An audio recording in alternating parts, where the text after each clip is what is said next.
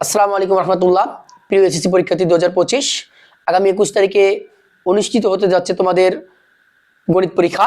তো সেই গণিত পরীক্ষাকে সামনে রেখে আমরা নিয়ে এসেছি গণিতের একটি অনন্য সাজেশন।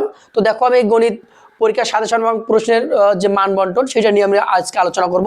তাহলে দেখো, গণিতের যে প্রশ্নের মান বন্টন সেটা যদি নিয়ে একটি আলোচনা করি, তাহলে দেখো আমাদের গণিতে 4টা বিভাগ থাকবে: ক বিভাগ, খ বিভাগ, গ বিভাগ এবং হচ্ছে গ বিভাগ।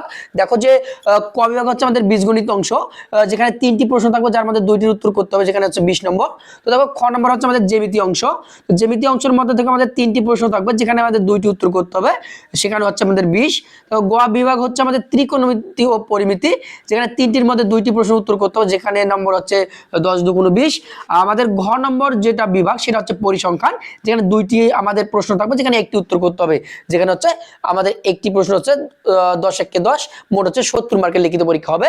তাহলে দেখো, আমি তোমাদের যে লিখিত পরীক্ষা সেটাকে আমি 2 ক্যাটাগরিতে সাজিয়েছি। দেখো, একটা হচ্ছে যাদের লক্ষ্য হচ্ছে পাস, আর যাদের লক্ষ্য হচ্ছে A+ অথবা হচ্ছে 90+, তাদের জন্য। দেখো, যাদের লক্ষ্য শুধু পাস করা, তাদের জন্য আমি মাত্র 3টি অধ্যায় সাজেস্ট করব। যে তারা যদি ধারা করে 13 অধ্যায়, তাহলে তারা অবশ্যই 100% ক বিভাগ থেকে একটি প্রশ্ন কমন পাবে, যেটা হচ্ছে আমাদের 10 এ 10। তাহলে দেখো, আমাদের ত্রিকোণমিতি যে 2টি অধ্যায় আছে, 9 অথবা 10, যে অধ্যায়টা করতে স্বাচ্ছন্দ্য বোধ করে 9 অথবা 10 করলে আমরা একটা প্রশ্ন কমন পাবো, এখানে হচ্ছে আমাদের 10। দেখো, পরিসংখ্যান আমাদের 17 অধ্যায়, যেখান থেকে আমাদের 2টি প্রশ্ন 100% থাকবে, একটি আমরা উত্তর করব, যেখানে হচ্ছে আমাদের 10। এই মোট হচ্ছে আমাদের 30 নম্বর, যেখানে আমাদের 23 পাইলে পাস। লিখিত 70-এর মধ্যে 23 পাইলে পাস, সেখানে আমাদের হচ্ছে 30 নম্বর। তো যাদের লক্ষ্য হচ্ছে A+ অথবা 90+, তাদের জন্য দেখো, তাদের জন্য হচ্ছে ক বিভাগ বীজগণিত যে অংশটা আমাদের, সেখান থেকে আমি 2টি অধ্যায় সিলেক্ট করেছি। একটা হচ্ছে বীজগণিতিক রাশিমালা 3 অধ্যায়, যেটা সেখান থেকে 100% প্রতিবারে একটা প্রশ্ন থাকে, এবং 2 নম্বর হচ্ছে ধারা 13 অধ্যায়, যেখান থেকে আমাদের কোনো পরীক্ষায় এ পর্যন্ত প্রশ্ন মিস হয়নি। তাহলে সেখানে আমরা পাবো হচ্ছে একটি প্রশ্ন কমন, তাহলে হচ্ছে মোট 2টা প্রশ্ন কমন পেলে হচ্ছে আমাদের 20। সেখানে উত্তর করতে হবে আমাদের 3টার মধ্যে 2টা।